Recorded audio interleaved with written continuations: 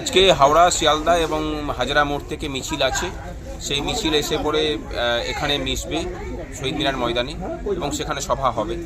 আজকে যদি মুখ্যমন্ত্রী দেখা না করেন এবং এই সমস্যার সমাধানের যদি কোনো উদ্যোগ না নেন, তাহলে নিশ্চিতভাবে আগামীকাল থেকে অনশন শুরু হবে এবং 29 তারিখ থেকে যে ধর্মঘটের ডাক আমরা দিয়ে রেখেছি সেই ধর্মঘটও লাগাতার হবে। তাতে যদি মাধ্যমিক এবং উচ্চ মাধ্যমিক ক্ষতিগ্রস্ত হয় সেই দায় কিন্তু রাজ্য সরকারের উপরই বর্তাবে। একদমই আমরণ অনশন, রিলে অনশনের কোনো ইয়ে নেই, আমরণ অনশনই বসবে আমাদের। রাজ্যপালকে আমরা আগে চিঠি পাঠিয়েছিলাম, ওনার সাথে সাক্ষাৎও করেছিলাম।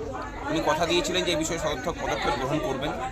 উনি গতকালকে আমাদের চিঠি লিখে জানিয়েছেন যে আমাদের দাবি যাতে রাজ্য সরকার সমস্যার সমাধান করেন, সেই জন্য উনি রাজ্যকে নির্দেশ দিয়েছেন।